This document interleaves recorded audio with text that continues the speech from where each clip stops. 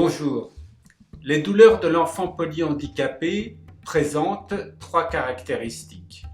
Premièrement, il faut savoir que ces douleurs sont fréquentes chez ces enfants qui présentent de nombreux dérèglements physiques. Par exemple, la paralysie et la spasticité sont responsables de douleurs musculaires par contracture ou articulaires par luxation ou dégradation prématurée des cartilages. La constipation, très fréquente chez ces enfants, sera responsable de la production de gaz intestinaux qui vont dilater douloureusement l'intestin. Deuxièmement, l'enfant polyhandicapé ne peut pas parler sa douleur et ainsi la localiser. L'expression de celle-ci sera très variable selon l'origine de la douleur et selon l'enfant concerné. Le plus souvent, il s'agit d'un changement dans le comportement physique ou relationnel de l'enfant qui alertera. Ce sont donc les parents ou les intervenants proches de l'enfant qui pourront la détecter. Troisièmement, la localisation de la douleur n'est pas toujours évidente et nécessitera un examen patient et attentif. Je vous montre aujourd'hui une première vidéo sur ce thème réalisée par le Centre Filou de Montréal. Catherine vous présente les grands principes de la détection de la douleur chez l'enfant polyhandicapé. Bonne vidéo.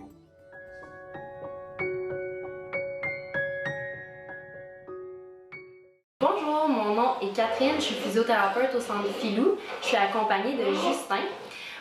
Aujourd'hui, on aimerait vous parler de comment on fait pour reconnaître puis soulager les douleurs chez les jeunes polyhandicapés non-verbaux, donc ceux qui ne peuvent pas nous dire directement qu'ils ont de la douleur. Alors, à l'évaluation en physiothérapie, il y a plusieurs signes qui vont nous dire si l'enfant a de la douleur ou non. Premièrement, au niveau du comportement, est-ce que l'enfant il dort moins bien, il mange moins bien, est-ce qu'il est plus agressif, anxieux, il est plus agité, il joue moins avec les autres enfants? Si oui, il y a peut-être de la douleur. Deuxième catégorie, c'est l'aspect plus moteur. Si l'enfant il crie, il pleure, il fait des grimaces, il crispe son corps, encore là, ça peut être des signes comme quoi l'enfant a de la douleur. Dernière catégorie, c'est les signes vitaux. Parce que dites-vous, quand on a des fortes douleurs, ça met notre corps en alerte, puis là, tous nos signes vitaux changent. Notre fréquence cardiaque est plus rapide, notre tension artérielle est plus haute, l'enfant peut hyperventiler, désaturer, il peut avoir le teint très pâle, suer abondamment. Alors tout ça, c'est des signes qui nous permettent de reconnaître si l'enfant a des possibilités d'avoir de la douleur. Deuxième chose qu'on fait à l'évaluation, c'est d'inspecter le corps en entier de l'enfant pour trouver où est-ce qu'il y a mal. Alors moi, ce que je vous recommande à faire à la maison, si vous pensez que votre enfant a de la douleur, vous le déshabillez complètement, vous le placez dans son lit, puis là, vous inspectez les 4 membres, vraiment partout. Vous inspectez le ventre, le dos, vous essayez de trouver une zone qui est plus rouge, enflée, des déformations, ça peut même être des plaies de pression. Puis aussi, quand vous inspectez, vous pouvez aller effleurer la peau comme ça ou faire une pression plus importante. Puis si on trouve la zone douloureuse, l'enfant il va sursauter, il va peut-être se mettre à pleurer. Alors là, vraiment, ça va nous dire c'est là que l'enfant a mal. Pour ce qui est du traitement en physiothérapie, on peut faire plein de choses avec ces jeunes-là pour soulager leur douleur, mais c'est important de savoir qu'il existe plusieurs types de douleurs. Alors, premièrement, il y a des douleurs plus musculaires, des grosses tensions, des crampes. Alors, dans ce cas-là, on peut soit aller, si par exemple Justin était très tendu au niveau du cou, on pourrait aller le masser doucement comme ça en pinçant le muscle entre notre pouce et nos doigts. Alors, faire un massage, tout simplement. On pourrait aller étirer le muscle, donc de vraiment allonger le muscle au maximum. Sinon, on pourrait appliquer de la glace ou de la chaleur. Les deux sont super efficaces pour les tensions musculaires.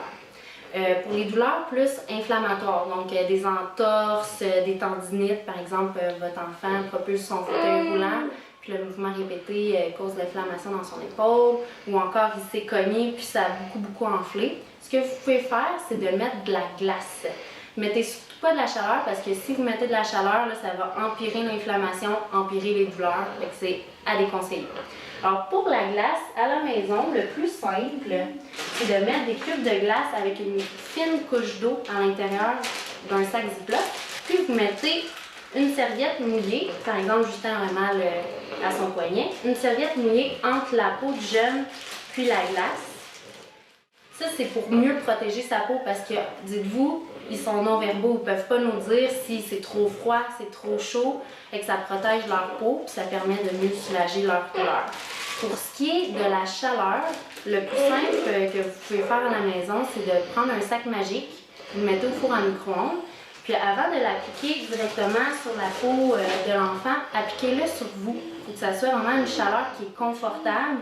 Si ça brûle, ça picote, il y a d'autres sensations inconfortables, attendez avant de l'appliquer sur la peau de l'enfant parce qu'encore là, ça pourrait empirer puis brûler carrément sa peau.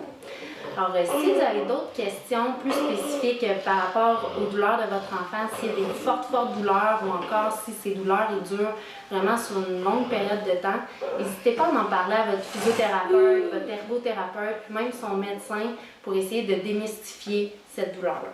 Alors voilà, je vous souhaite une belle journée. Bye!